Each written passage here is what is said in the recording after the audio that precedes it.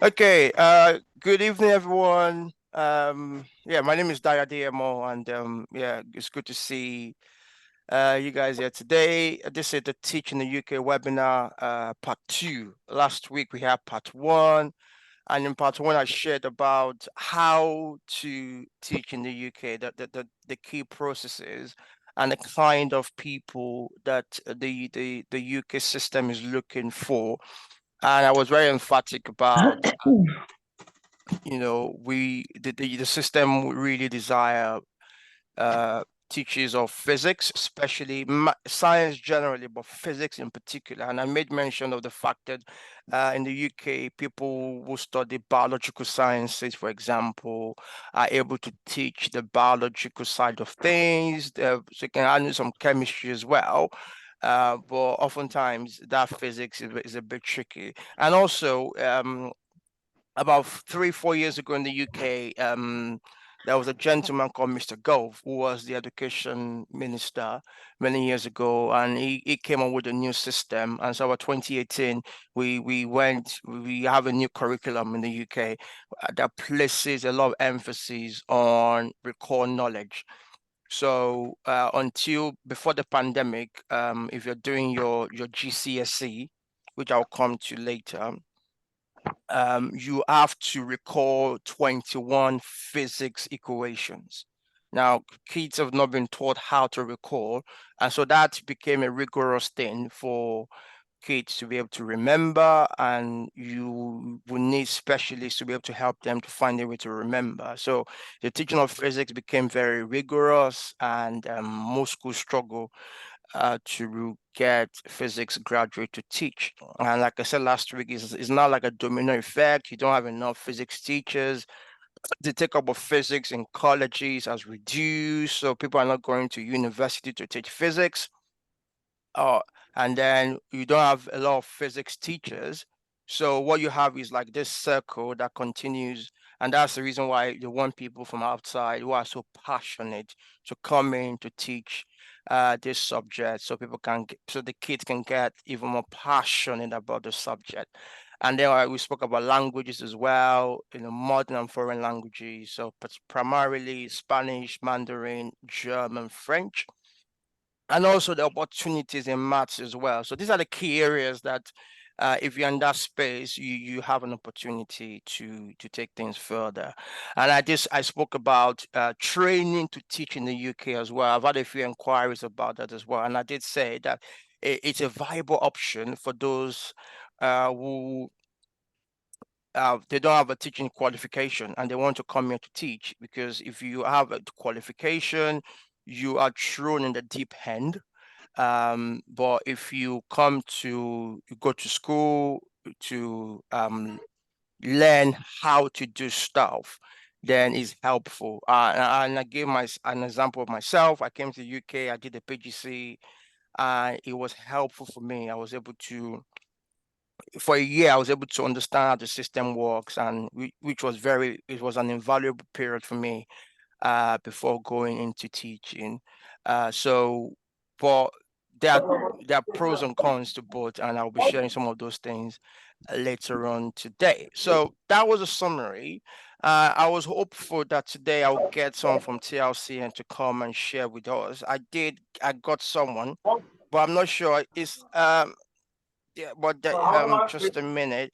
Um, so Dr. Jacinta is meant to be in the house today, but Dr. Jacinta, if you're in the house, please do let me know in the chat, or just unmute yourself and let me know, and I will just stop and we can talk about how throughout things are around TLC, and how to help people that wants to get the QTS.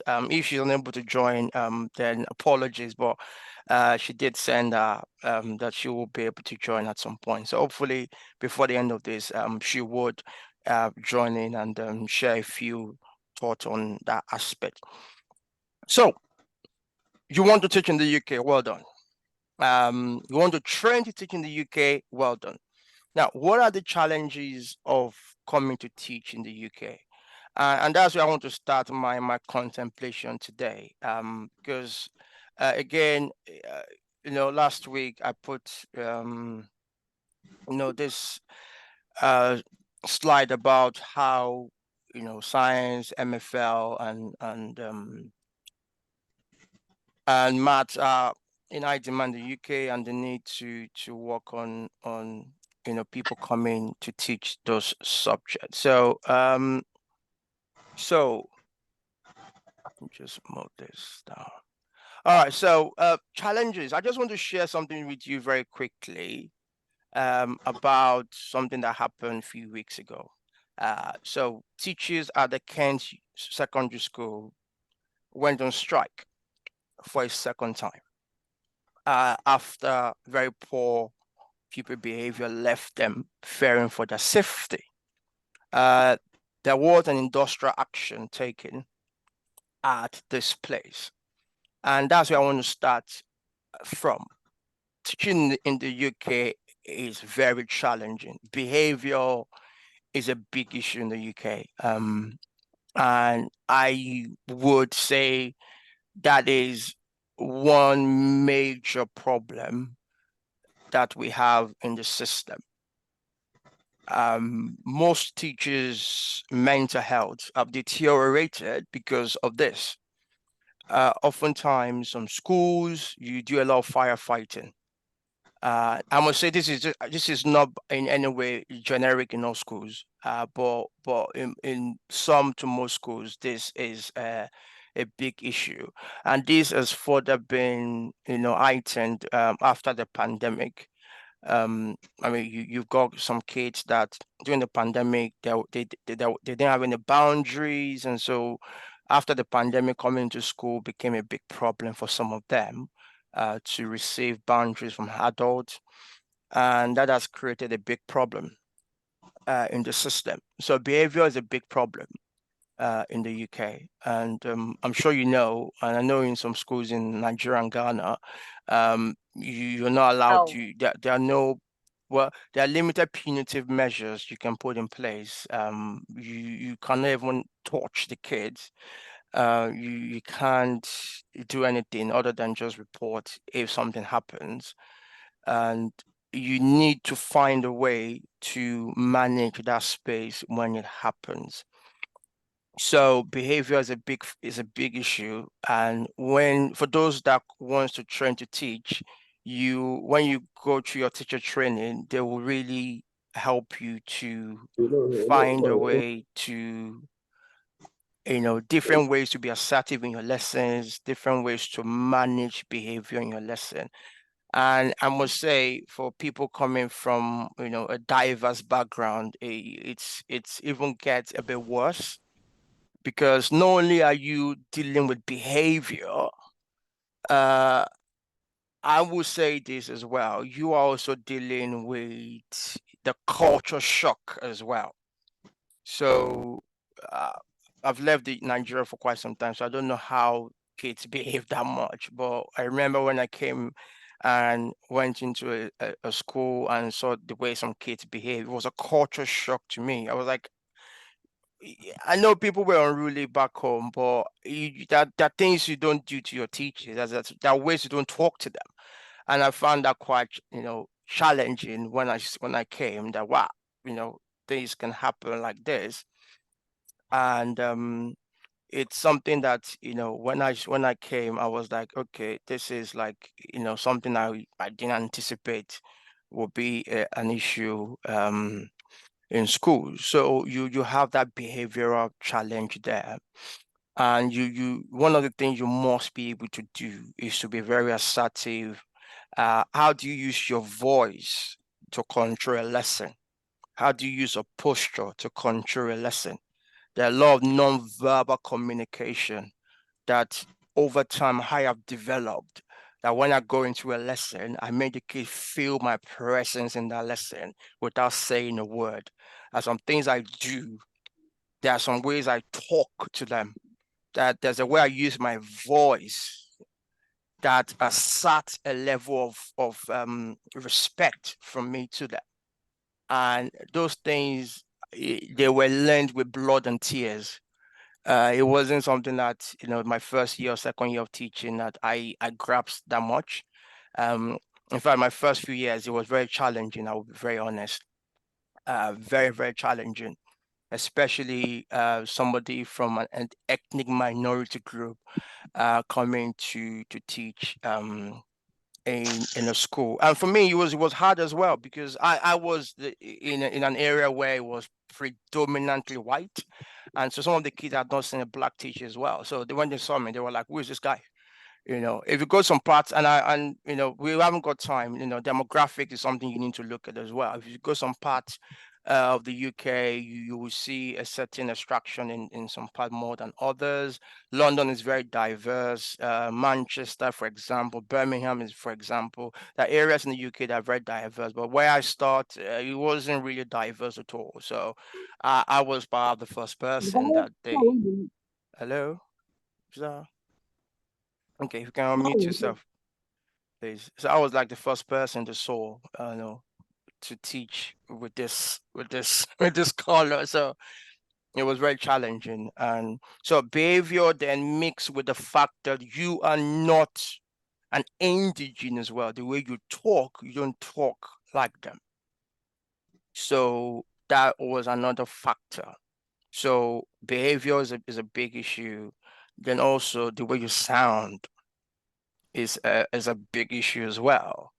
Um, I had to go for voice training to be able to communicate. I speak very well, It's not that I've spoken English all my life, and the kids would just tell you that I don't understand what he's saying.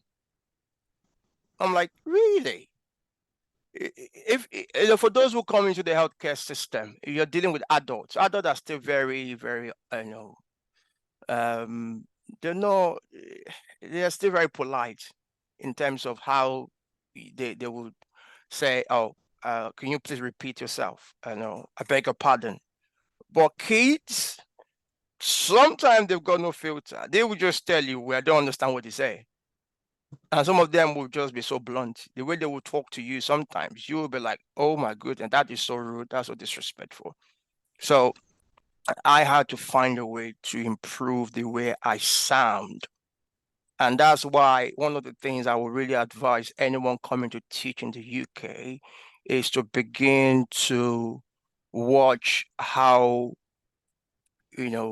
people in the UK speak, not just sound like them, but how they pronounce words, how they stress things as well. Watch, news, uh, comedy sitcoms, programs that are produced here, and you're just listening to how words are pronounced from time to time. And one thing I will also advise is to get a voice coach. And I will talk more about voice coaching later on because I think it's very helpful. Don't think I know the subject so well, but I couldn't communicate the subject to people because the people that I was communicating to did not understand what I was communicating. So that became a big problem for me. The school, they know that this guy knows the subject very well, but there was a barrier to learning because I couldn't communicate to the kids. So you've got to work on yourself. That's one of, a big challenge. And I've seen people come from, Nigeria, from Ghana. I've seen them drop out of the system because they've been frustrated. In fact, there's a story of somebody who had um, an observation, and the observation was not based on his subject knowledge. It was based on, let's make sure we understand what he's saying, because the kids had complained that they don't understand what he say. And that brings you to another problem because you're trying to carefully say words. You will now be very slow how you present your information. So that way it's still a problem because by the time somebody who is like, a native speaker will just speak like 50 words like that. And you're still like 20 words. And so if you have a list of things you want to say or do in your lesson, you will not be able to do it on time. So so the things you've planned, you might not be able to get those things done in the lesson because you're trying to be very careful what you say and how you say it. So, and that's why it's so important that you work on yourself. That's the first thing. Yeah, QTS is fine, but you can get the QTS for all I care. You can get the qualification, but if you're not able to communicate what you're saying, that will be a big problem. And communication also linked to behavior, because if you're able to communicate very well, then you'll be more assertive in how you speak, then you'll be able to manage that class very well. So classroom management, i.e. behavior, it's a big thing that if you're coming to teach, you need to really, really work on. So and this is what happened. You can see, the teachers left the school because they felt like, look, we're not safe anymore. Because it was just, not acceptable for what they were going through in that school. So yeah, so that's very important to note.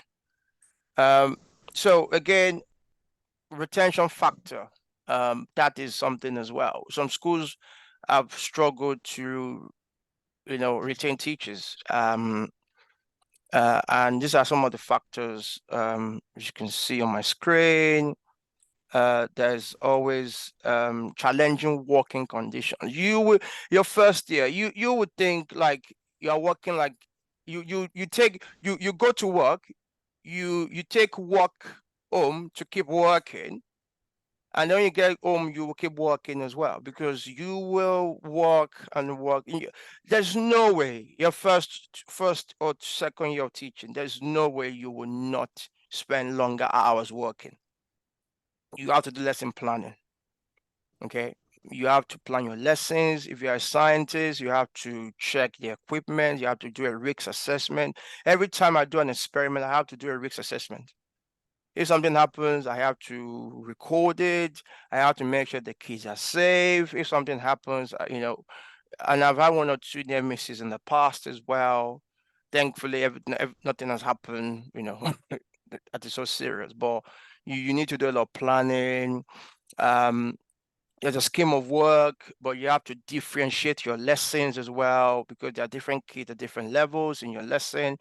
And I'm sure for those who are teachers there, what I'm saying will resonate with you. But the UK takes it to another level. You know, that segment in your lesson, it's not called learning journeys, and you'll be looking for those learning journeys as you progress in your lesson. So it's a very challenging working conditions, and that's why most people are not staying, and that's the reason why most people are not, motivated to teach. Last week I spoke about the UK government will give about £30,000 for people in the UK to go and, science, MFL, or maths. They get some money. In fact, what they're doing now is there's what they call retention bonus, which I think they will implement next year. So if you train to teach, or you are in your first few years of teaching, and you stay on for, I think, maybe 3 years or 5 years, they will give you like, an X amount of money to say thank you for staying in the profession for that long, for that number. So because they realize that people after a year or two, they just say this is not for me, and they just leave. So apart from the fact that yes, you're coming to work, you have your visa sorted, it is a challenging working condition, and you will work hard. You will work hard. My first few years, it was hard work. Sometimes early days, I would just come home about 7. Sometimes I would leave school about 5, 6, take walk home, do a lot of marking. I mean, most schools are beginning to find a way with marking, so they're not putting so much pressure on teachers in terms of marking.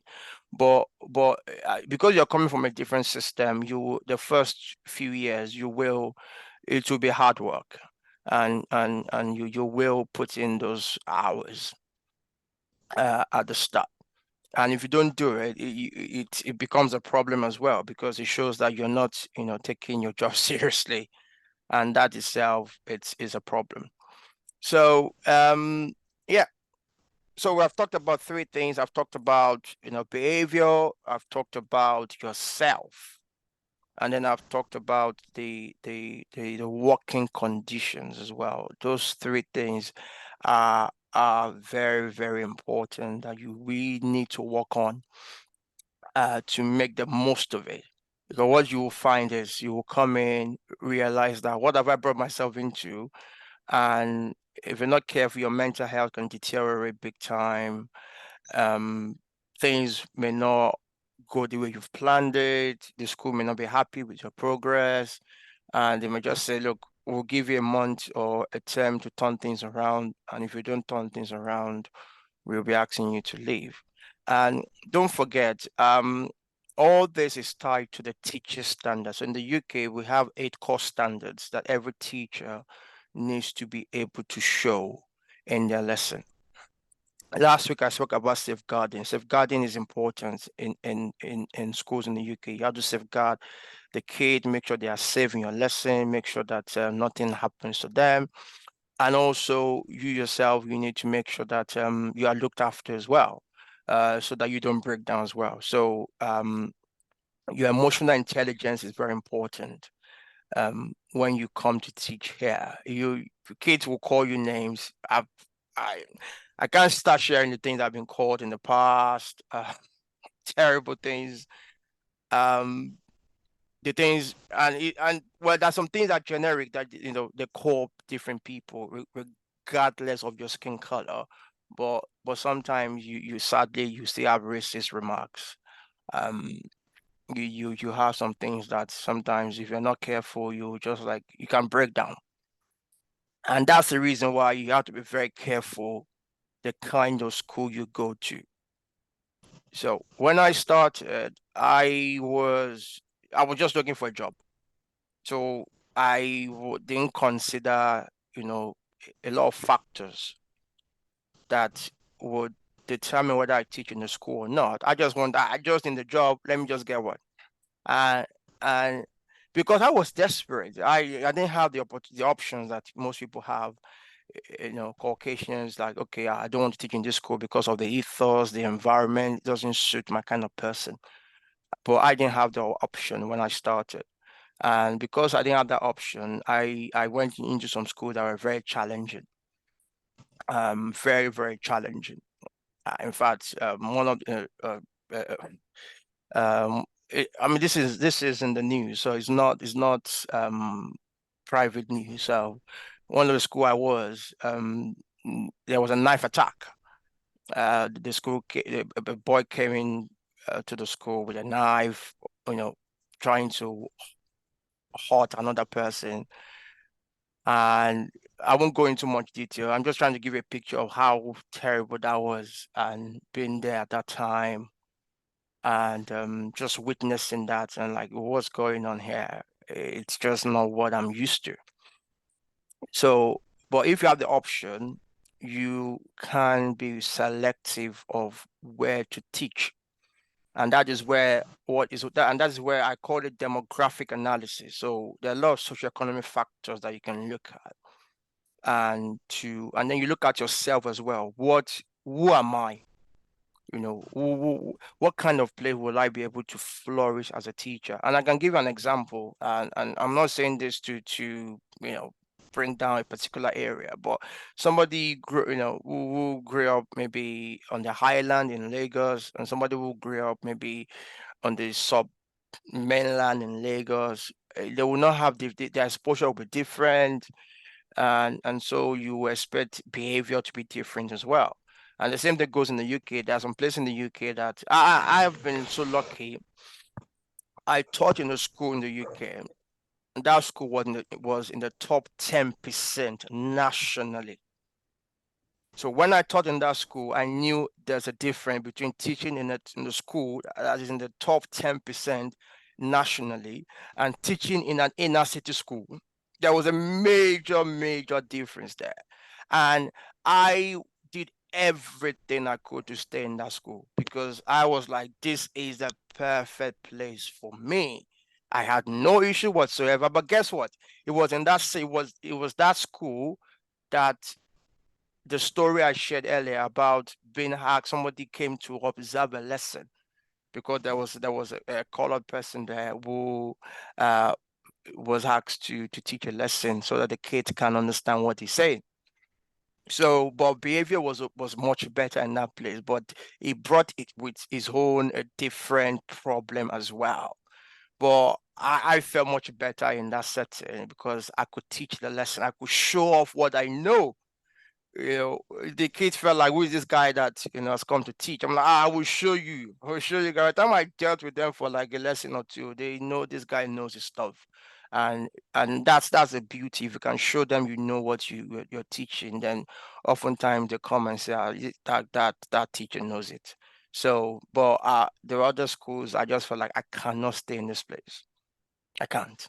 So you need to know yourself, do your research. Where is this school? What, and there's what we call Ofsted. So Ofsted is the Office for Standard in Education. So schools in the UK, they have Ofsted rating. So it goes from outstanding to good to inadequate, no, to requires improvement to inadequate. In fact, if you guys have been following news in the UK, recently there was an Ofsted inspection. They're called inspectors. They go to schools to inspect schools, and they have a range of factors they look for. There was a lady, the head teacher of a primary school, who committed suicide because a school, I think the school was initially outstanding, and Ofsted reduced that school to requires improvement because Ofsted judged that the school is not considered safe in all aspects. Now, this person felt like, look, I'm the head teacher. I'm the one that they will blame for everything. She couldn't stand it. Eventually she killed herself, sadly. And if you go on go in the news, you will find the stories there. It just shows you how challenging this. When Ofsted comes to your school, oh my goodness, you would think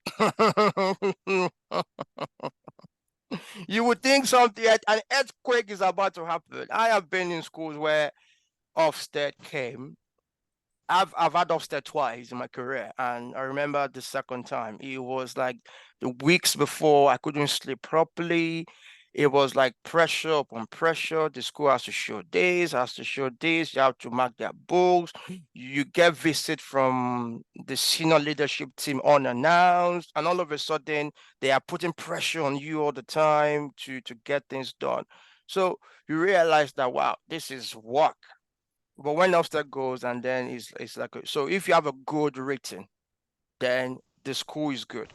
If you have it requires improvement or an inadequate, then it becomes a problem. And let me shock you. I spoke about demographic analysis.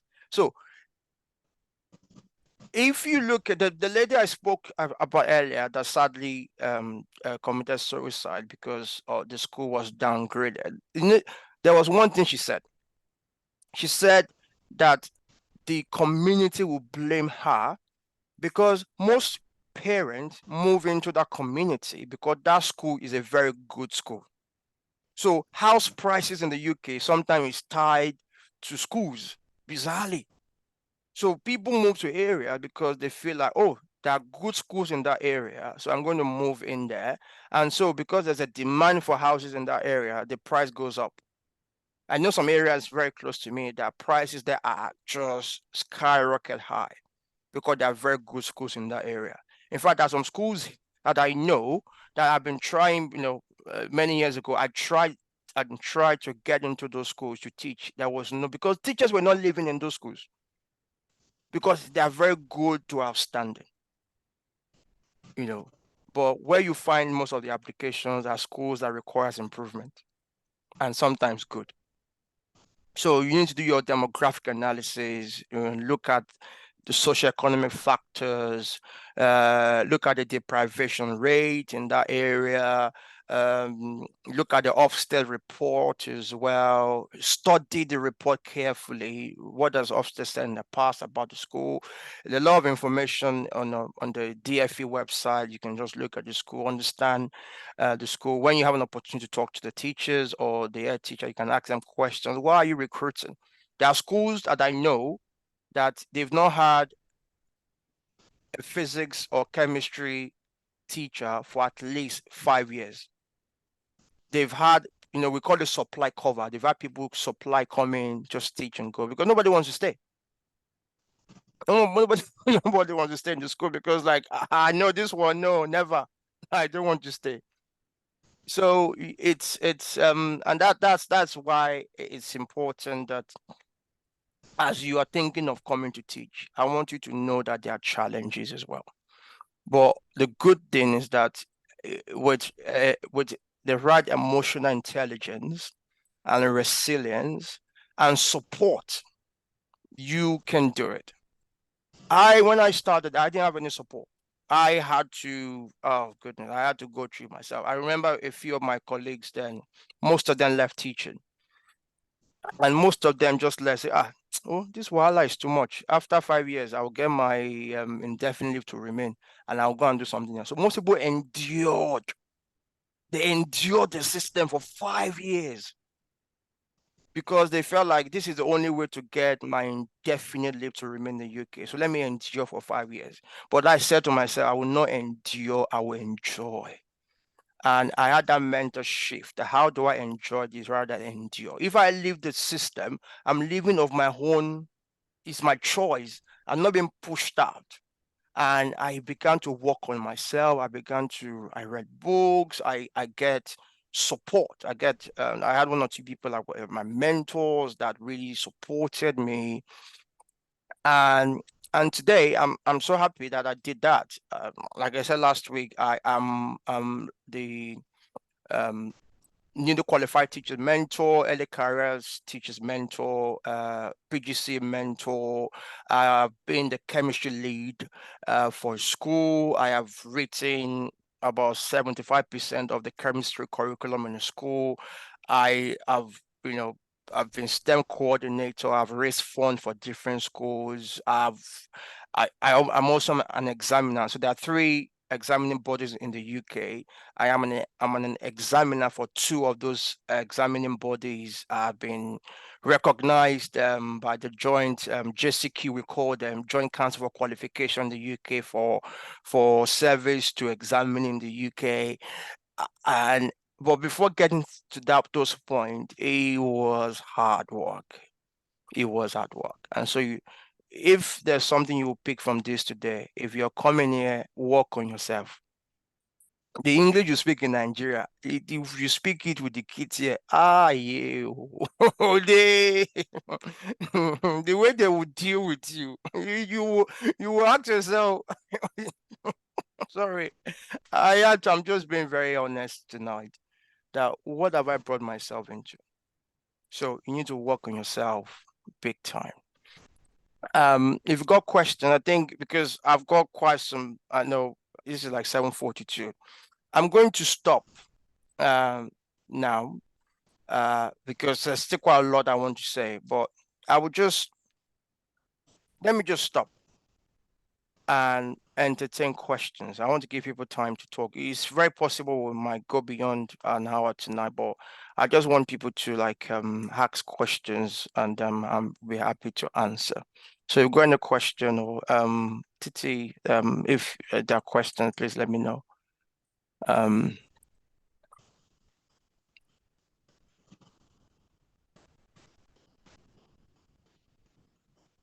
Does anyone have a question or should I just carry on? Yes, you can continue. There's no question yet. Okay, so I'm not going to bore you into record numbers of teachers in England quitting the profession, so because one thing you need to ask yourself is this, I asked someone the other day, somebody's asking you to come and work here. There are people in the system that can do the work and they are saying, no, thank you. Have you asked yourself, why is it that people here are not keen to do the job and they are coming to you to come and do the work? So you need to ask yourself. Most people don't. People are like, I want to jackpot by all means. Yeah, it's okay to jackpot. You have to jackpot with sense. You're coming here to do something that nobody wants to do. Then you know that you are going to put in a lot of effort to make it work for you. And so sadly, people will come to the healthcare sector and they say the kind of jobs available. And then some of them, I've seen some things sadly on Instagram and YouTube, people lamenting and all that. I'm like, can't you just think about what you want to do before you do it? You need to understand that coming to a new system where people are not keen to do the work they've asked you to come and do, then you have to be prepared even in a different way. I think there's a hand raised. iPhone, please, you can unmute yourself.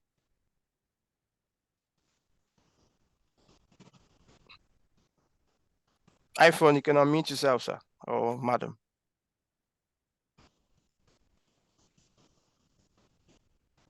iPhone, if you can hear me, the floor is yours. You can ask your question. Your hands is raised.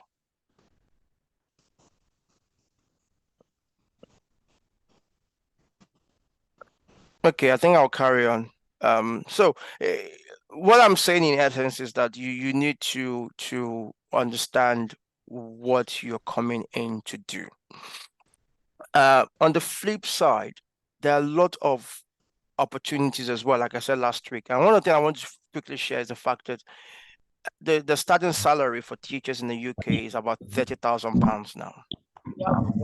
So somebody who starts, I think if I'm right, it's been increased to £30,000. So your starting salary for a qualified teacher is about £30,000, which is not bad. And also the pension for teachers is very good as well. So the employer pays about 23 to 24% of your salary every year you teach. So which is good. So there are a lot of perks that you get as a teacher as well. Now, let me quickly talk about the application process. Now you've got your QTS, you understand the challenges. What do you need to do? So firstly, the system works in a different way. Most schools recruit between March and June. So if you're looking to get into a school now, you might not find a lot of opportunities at this point because most schools recruit between March to May. And let me explain very quickly. So if you're a teacher in the UK and you have a full-time, a permanent contract, there are certain conditions that you have to meet if you want to leave the school or you're going to a new school. So if, for example, I want to leave, let's say I'm in a school now, and I want to go to a different school, I have the three points that I need to tell the school that I want to leave. So if I want to leave by the end of this year, I must have told my school by the 31st of October that I'm going to leave by the end of December. If I miss the 31st of October cutoff, I cannot leave that school by the end of this month. I will be breaching my contract. If I want to, then that means if I miss the 31st of October deadline, I have to wait till February. I have to wait till Easter. Okay, so which is mostly the end of March. So if I miss the 31st of October cutoff, I have up until the 28th of February next year to tell the school that I want to leave by the end of the spring term. In most cases, about end of March. So the 31st of October, about the 31st of October, the 28th of February, to leave for the end of March.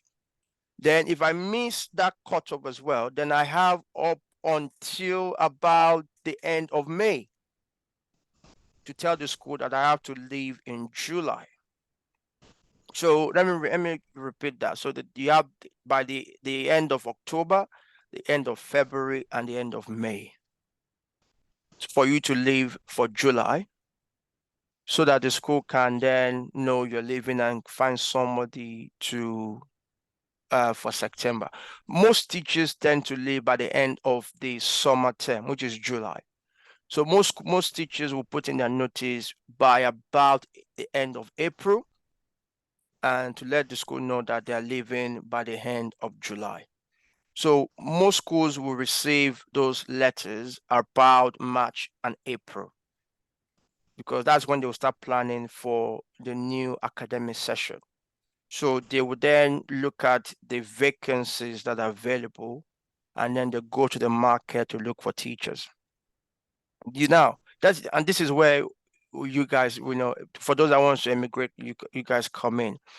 The only thing that fits the system in the UK, there are two things actually. You have the PGC, so postgraduate certificate in education, and there's what we call the school direct. So people like, let's say that you got like a physics degree and you don't want to do a PGC, you go to you approach a school or a consortium, and then they would directly employ you or as an unqualified teacher. Well, I would say a qualified teacher in training. Let's put it like a qualified teacher in training. So you'll be learning, so like an apprentice, you'll be learning on the job, and at the same time you are, studying as well. So the modules that you would do in the process, you have a mentor as well that will look after you. So, and most schools that will get those school direct people, they often will give them jobs straight away. So most schools will look to the PGC cohort to get somebody from that. And most PGC start in September, will end in June. And most people who are doing PGC by January, they would have gotten jobs. When I did my PGC, I got my job in about end of January, February. So most of us that did the PGC, we got jobs about February, and that was why I said if you come to train to teach, you are almost certain you will get something because you understand the system better. So I got a job about February. I started the training in September, so by February I was confident enough to go to a school to carry on teaching. So by February, most PGC have gotten jobs. So the school will now look to the experience pool, people that wants to move from one school to another. That is the only space that they will now look to recruit. And that's why they struggle to recruit people. Because if they don't get PGC students, then they have to then look to the experience pool to get what they need. And that's the reason why the government has opened up places like Ghana, like South Africa, like Nigeria, to get that pool from, so that they can get more options to choose from. And that is where you come in. So if you are looking to teach, I would suggest it is a time to start preparing yourself so that by March, you can be certain that you're ready to take the next step into your career. So start now to prep yourself, get your QTS, work on yourself, and then by March, April, you will now see an influx of vacancies that you can then apply to. And okay, in terms of what I can support with, there are few things I can help people with beyond this webinar. Number one, I have somebody who is a voice coach who might be willing to help people. Well, she will charge a fee, let me be clear on that, to help people so that they are able to navigate that space when it comes to communicating and with kids in school. So, and you don't have to, come through this, but voice coaching is very important. In fact, PGC, we do voice coaching. I remember when I was doing my PGC, I did voice coaching. The way I use my voice is very important in my lesson. Stop talking. It's different from, and the way I gestures and everything. It's another webinar on its own. So voice coaching, is one. Then the other thing that we can support with is I have put together an immersion program as well. And I would strongly recommend this as well because somebody asked me the other day, well, she's got a QTS and she feels like she can just start applying to schools. I'm like, that is all good, but I would not encourage somebody coming from the Nigeria, Ghana, Zimbabwe system to just apply straight to teach in the UK. I would be saying to that person, do you have a buddy? Do you have a coach, somebody in the system that understands the system very well and can hold your hand and say, look, mate, this is how you do this. This is what you need to do. This is how you need to go about it. And I'm like, look, I didn't have that. I struggled when I started. And if I were you, I will be finding people like that. And I know online you have a lot of people that have done a lot of webinars. And I'm like, I'm different from them because I am in the system. I have walked through the system. I have got into the top level in the system. And I know the pitfalls in the system. I know how people can make the most of the system. And I am ready to support a selected few people because I don't have the liberty to just, do this every week. And, a lot of people have been asking me a lot of questions. I'm like, look, I don't have the capacity to do that. I have one or two friends that are also came to help to support people. So what I'm saying is we've curated an immersion program that we're looking to start in January for 2 to 3 months. So it gives people the opportunity to just understand the system. So there are a lot of policies and procedures, union membership, schemes of work, curriculum design, website. Also, where can you find sponsorship jobs in the UK? There are a few places that I know that you can use to find those jobs. Also, I have spoken to a few people in the UK as well in the system to say, look, if I have like 5 people that I can show you that they've gone through the key things that you expect somebody coming to teach in the UK should go through. So like they've done like a safeguarding training. They understand what prevent is. They understand the UK policies and procedures. They understand the teacher standards. They understand how the system works. For example, we in the UK we work in key stages. So we have key stage 1 to key stage 5. So I teach mostly key stage 3, which is 11 to 16. So key stage 3 and key stage 4. So your primary school kids are key stage 1 and key stage 2. Those in college will be like key stage 5, for their education. So they understand the UK system, they understand how to structure lesson, they've gone through voice training or voice coaching. We've helped them with their CV, and I've looked at that. I will do some mock interviews as well. There are a few things I can show you in terms of how you can present yourself to places where they will be able to consider you. And don't forget, for most schools, this is uncharted territory as well, because most schools have not gone to places like Nigeria to recruit before. They always go to like Canada, Australia to recruit teachers via agency. So for them, it's a new territory. So we have to be very creative how we present people so they know that these guys, they know what they're talking about. They're not just opportunities that wants to come and just take advantage of the system. So to summarize, you can do it on your own. I've given you a lot of information.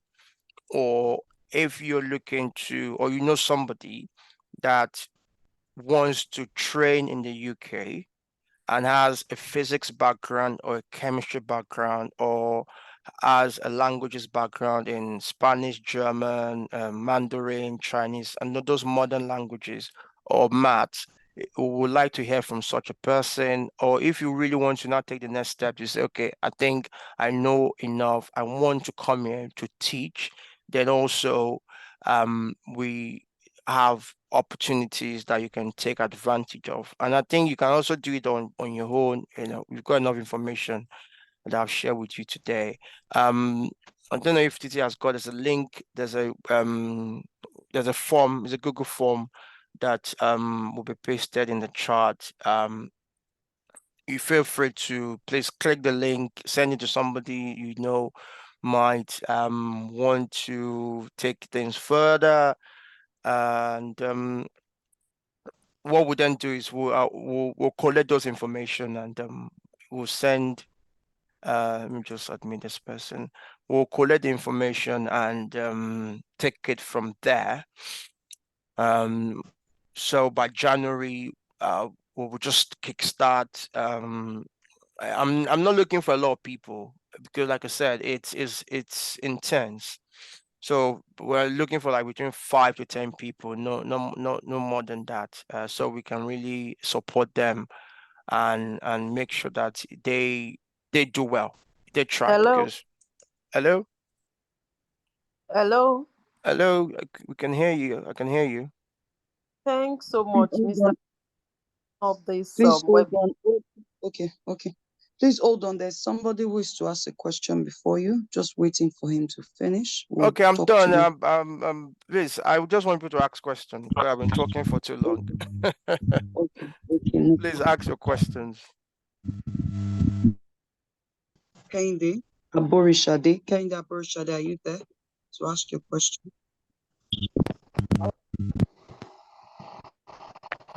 So my is one. Oh. Okay, we can't hear you yet.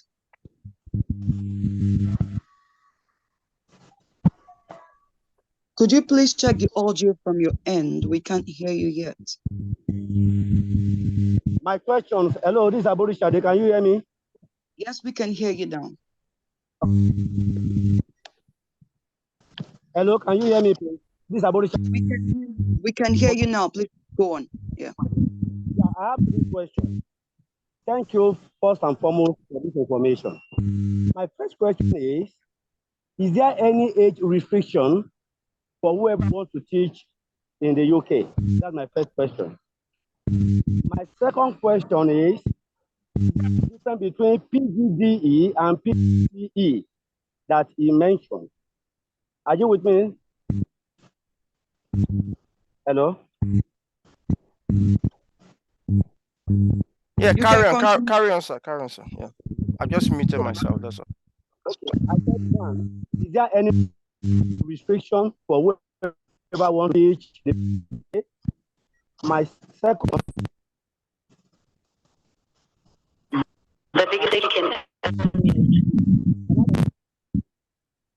Okay, can we have your third question, sir?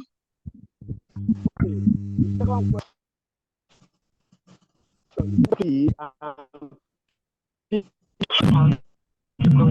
please go closer to your audio? We can't hear you. You seem to be in a noisy place.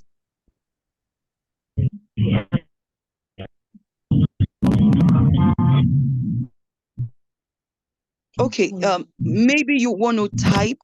We'll pick your question from there. We got the first one about the age limits, and then the second one about the difference between the PGD and the PCG, if I'm correct. So the third one, you could type it so that we can save time. Do you want to answer that? Okay, yeah, okay. Very quickly, there's no age restriction to teach in the UK. You just need to be an adult. That's all that's required. You've got the qualification, and with what you qualification, most schools in the UK they do PGCE. And if you want to take it to, in fact, most PGC leads to masters as well. So when I did my PGC, it was 120 credits, and if I want to do masters, I just need to go back and do 60 credits. So most schools will do PGC. But with PGD, in most cases, it's in fact, ideally, it's even more a bit higher than PGC. But I would say yes and no. I think it's important that we look at what you've done with your PGD, and then they will ascertain whether that is enough. If you want to use that for your QTS, you will still be asked to upload your document, and the officers will check what you have done, and they'll be able to say categorically whether that is acceptable or not. But in most cases, they will just by default they accept PGC. But I would not say that they won't accept PGD, but it will also be based on the course content, the course credit that you've done, and that would determine whether they will accept it or not. So if you, I'm happy to look at what you've done, and then I can advise further. Hope that answers your question. Okay, so okay, thank you so much, Kende. We didn't get your third question, so kindly help put it in the chat because it seems the audio is not too good. Okay, so let's have a madam using iPhone, the name iPhone. Can you please ask your question? Adayo. Yep. Thank you very much for putting up the web. Really, they have learned a lot. So, the QT, the one does one PGC as a to teach in the UK. I didn't get that. Does one? Does one need the PGC to teach in the UK? Oh, That's the PGC. question. What you need in the UK to teach, if you're coming from Nigeria, it's your TRCN. So the TRCN must certify that you are qualified to teach. Then you can get your QTS. So as long as TRCN are happy with what you have, and you've got the TRCN number and everything, last week I shared a bit more about that. I was hoping Dr. From TRCN would join us today, but she's unable to join. The key thing is I will send the link for last week. You need to go online. If I can find the link before we finish, I'll put the QTS link on the chat as well. You need to just go to the web form, just pretend that you want to apply now. It will show you the key steps you need to do. But the key thing is that you need to get a letter of introduction from TLC and that they're happy with your qualification, and then you can then get your QTS in the UK. So Yes, there's more that comes from Nigeria than here. But I can find the link and share the link. Let me just stop sharing, and then I can put the link in the chat. Okay. Hello. Yeah. Question. I said I have my QTS already. That okay. It's an added advantage with the QTS to maybe to get a job in the UK. So you've got your QTS. Yes. So what's the question, madam? Having PGC with the QTS, is it an added advantage for one to get a job? Okay. When you say having the PGC, are you thinking of doing the PGC in the UK or in Nigeria? You've done it already? No. I've not done that. I heard you talking about PGC. That was why I asked. You got QTS. Yes. Now, that's interesting because if you've got your QTS, that means you're qualified to teach in the UK. You can, in theory, do your PGC in the UK. It will just give you a softer landing. But it would be good to just sit with you one-on-one to see what you've done so far, so we can say how to help you. But like myself, I said last week, I technically am actually qualified to teach. before coming to the UK. But I did my PGC in the UK because I felt like I could not go into the school system just with my background in Nigeria. So I felt like let me go and do PGC, which was helpful for me. But Yeah. if you don't do PGC, you just need to understand the system. And for someone like you, I would recommend, to going through like an immersion program where, for 3 months, it can just load you with so much. And you by April, May next year, you will be so confident to approach a school and say, look, I have my QTS, these are the things I've done. And you will get interviews. You will get interviews. But if you're not so confident, then you might want to be silent on your QTS. So for Okay. example, you can just say, so when I came here, I just said, well, I came into my master's before, and then I went to do PGC. So I was silent about my qualification. I just said, I've got a chemistry degree. That was all I said. I didn't say that I'm a qualified teacher, blah, blah, blah, because they will say, why are you coming here to do? So I was a bit silent about that. I just told them chemistry degree. And then they look at my transcript from LASU. They were happy with it. They gave me a placement. The rest is history. So but I mean, training to teach will give you a softer landing. And if you're a chemistry or physics graduate as well, it's a bit, you get a bit more for that, if I'm being honest with you. You get your you get your relocation grant of £10,000. You get access to bursary up to £30,000 as well. So even if you're coming to do your tuition here, you unlike people who come here to study and then they are struggling to pay already, you got at least £10,000 from the system, so you have a softer landing than most people. All right, thanks so very much. Does this training come at a cost? The 3 months immersion training that you mentioned earlier. Okay, you may want to fill the form that we put on the chat in the chat box, so that we can allow for other things. So just help fill the form, and then every other information will be gotten across to you. Thank you. All Okay, right, so thank you. Mr. Jude, Mr. Jude, please, can you ask your question? Yeah, hello, good evening once again. Yeah, can you hear me loud and clear? Yes, we can. Go on. Okay, good. I would like to throw some light on the TRCN since the resource person is not there. I was in touch with them this week. I'm not in Nigeria.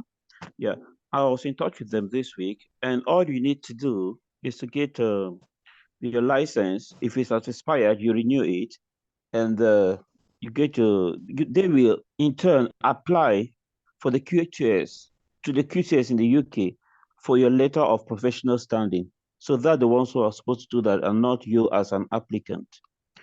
Now, the question I want to ask Mr. Dayo is the relocation to UK. How is it being sponsored? You've spoken of a £10,000 pounds grant. I don't know.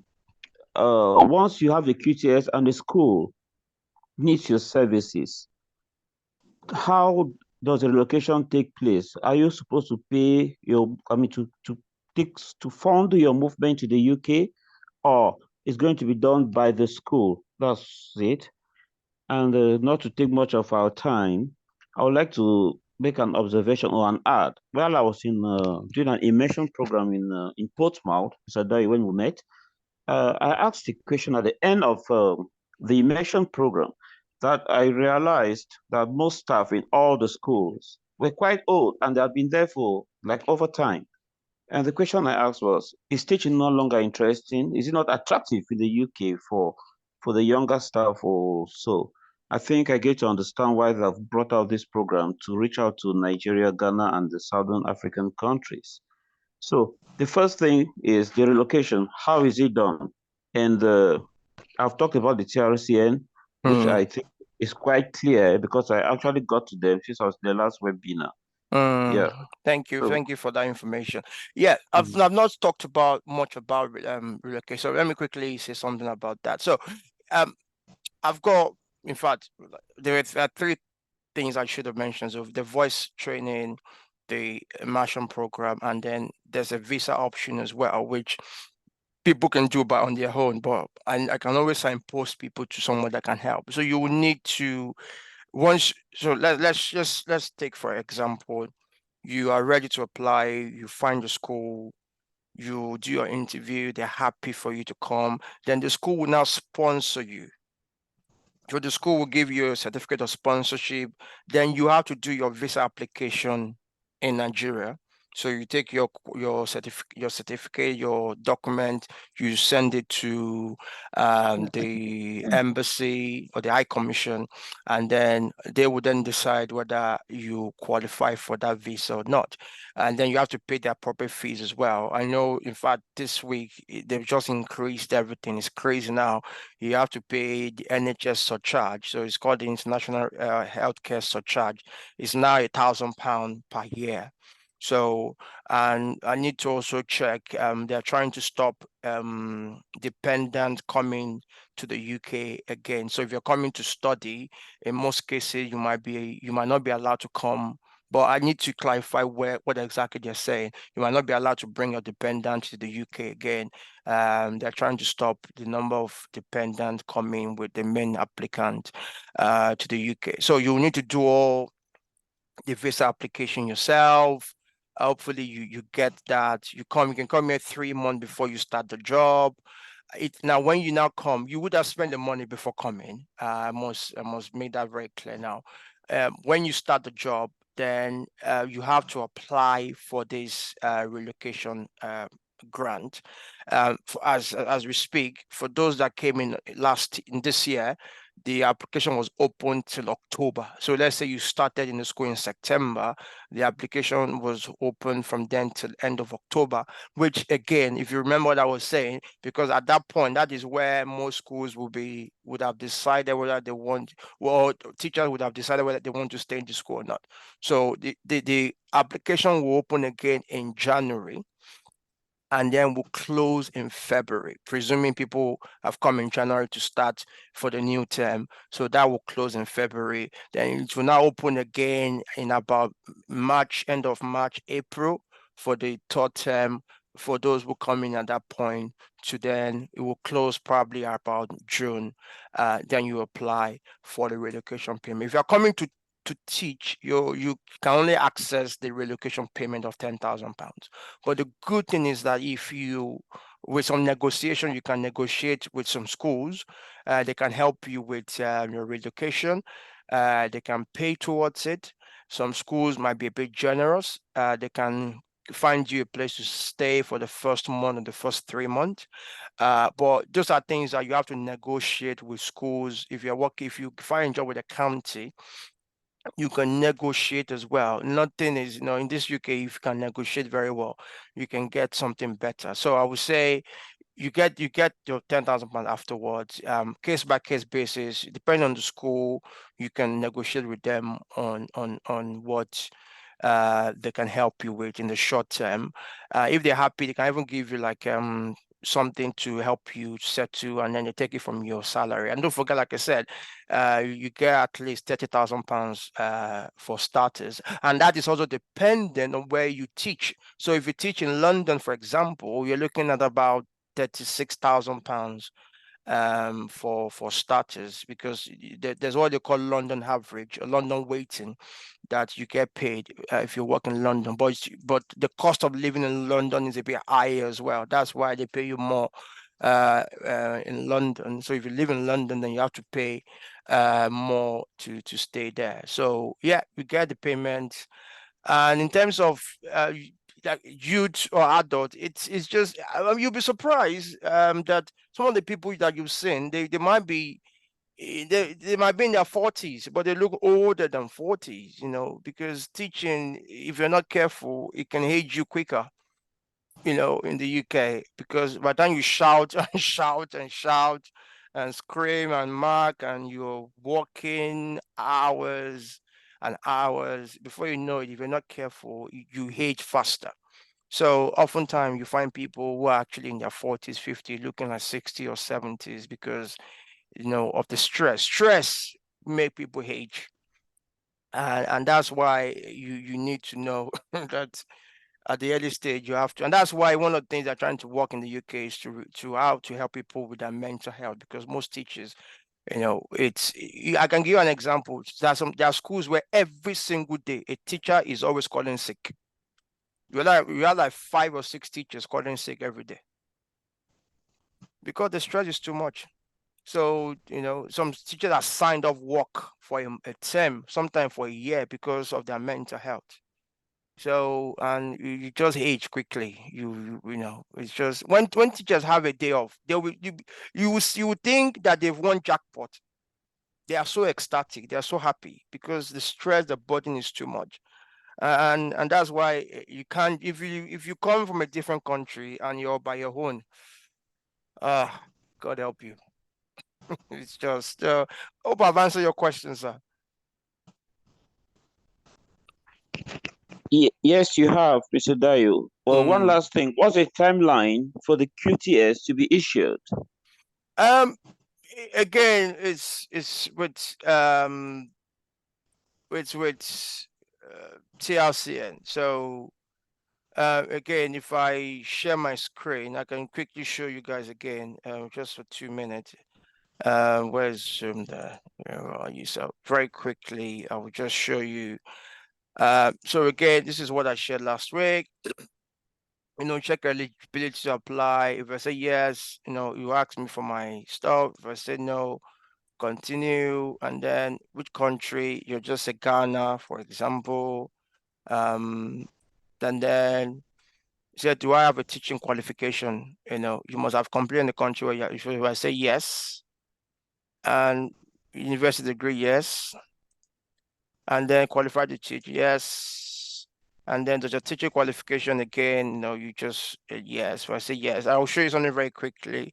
Let's say more than 9 to 20 months. Sorry, I'm too fast with this. Do you have any sanction? You say no.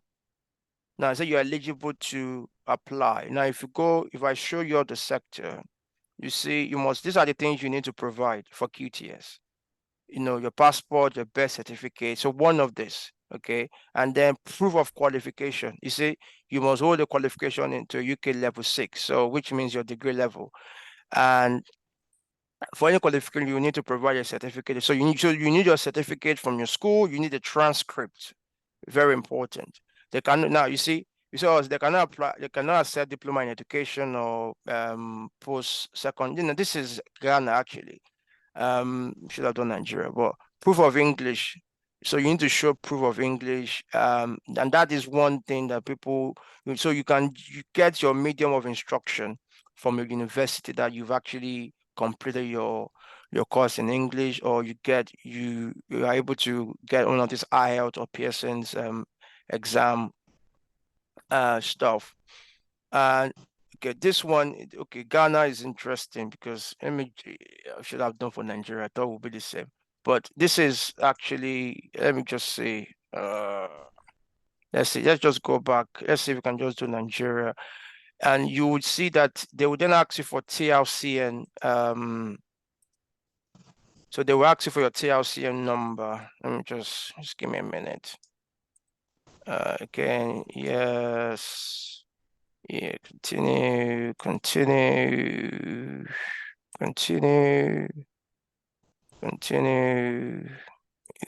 Okay, good. So this is what I want to show you.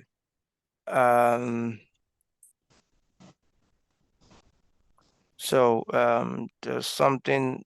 Okay, yeah. So this is all you need. So letter of professional standing, and then you have to email them, and then you have to pay.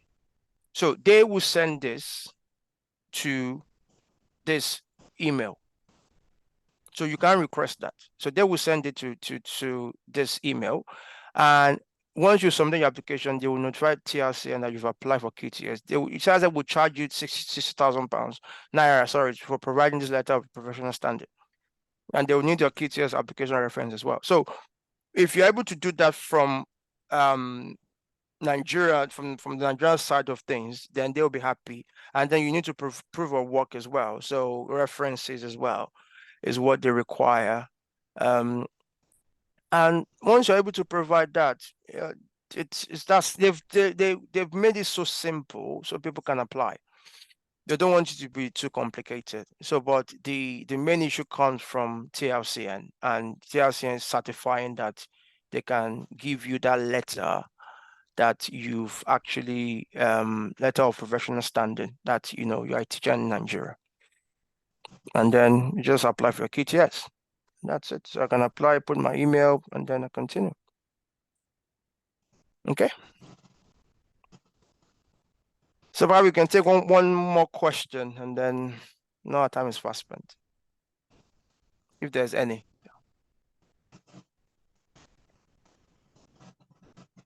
Okay, Aziz, yeah, can you?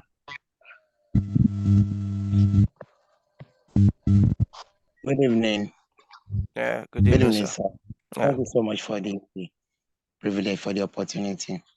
So I have just two questions. The first one is that if one is going to the UK to teach, the current visa laws and every other thing like that, the policy of Prime Minister Rishi Sunak, the current policy, does it allow for dependents if you are going to UK to teach? Because recently you mentioned that if you are going there to study, you can't, dependents are not allowed. That's number one. Then number two is that if one eventually gets the QTS, could one use it to teach in diaspora? For instance, if you are not in the UK, you are somewhere else, maybe not even Nigeria, another country, would that QTS still be valid to teach somewhere else? So thank you. Yeah, thank you, sir. Yeah, for the last question, I can't really comment, but if you have a QTS, you just give yourself wider opportunity to teach in different countries, because if they know that you've got a QTS, a qualified teacher status in the UK, then they will want to look at you with a different lens, if that makes sense. So whilst I cannot comment on that categorically, I know that you can use it as a leverage. I know people that have left the UK to go to countries in the Middle East, especially because they've got QTS status. So if you have a QTS status, yes, you can use it. Give it a go. But I can't, because this is a new, it's a new space. And until more people try it, then we'll know what people can do with it. But yeah, why not? But the first question was, yeah, like I said, this just came out this week. Because they're saying that net migration is on the rise. They are about over 775,000 people coming to the UK, mostly from India and Nigeria. Bless us. And dependent were high in those numbers. I mean, they said 25% of those dependents were working, but I will argue that 95% of the eligible 25% of dependent are working. The rest are just minors who cannot work. So they're trying to put an argument that dependent are, putting pressure on the system. And so they are trying to really make the number of dependents being allowed to come to the UK. So the impact would then be that if you're coming to study, you might not be allowed to bring your dependent, except if it's a research degree. They are still trying to work out the modalities of that, whether teaching will be something that will be affected. But the good thing is, if you come to teach in the UK, for example, you spend a year to teach and you don't have your dependent, you can just, within a year, you can get a job and bring your dependent. So that's one way. Or you get, if it does not apply to work visa. So work visa, you are allowed to bring your dependent to the UK. But if you're just coming to study, then they're trying to limit that. Sadly, most people, they've got kids. So by the time you look at one person, they've got like 4 or 5 people. So you've got like 60,000 of those already. You've got like 240,000 dependent coming to the system.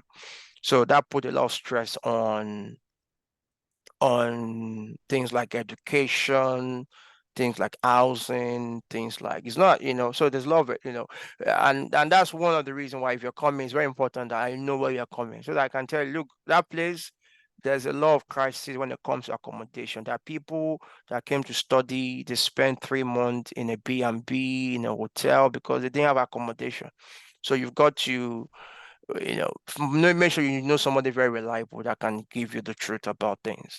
And so they will not like, just come, and then you come and then you realize that you've not been very, very honest with you. And it pains my heart when I say things like this happen to people. People come, they don't get all the information. They come here, they realize that this is not what they've painted to me. So it's very important that you get the information you need. Yeah, I think one last question is that Mr. Assis? Have we answered your question? Because we need to start Okay, round. all right. Yes, sir, you have We talked answered my about question, sir. Thank you so much, sir. So I think If there's no other question, I'll rest my case. But if someone asks a question, I'll rest my case. But if there's no other question, I hope I'll be permitted to ask one last question, sir. Oh, okay, okay. because of our time, we need to round off. Yeah, We have a need to. form in the chat room. Yeah. Kindly help fill that form. We'll get back to you on any of your queries. We'll get back to you. Yeah. Yeah. Over to you, too. Yeah. So I can't find the form. maybe we can share the form again.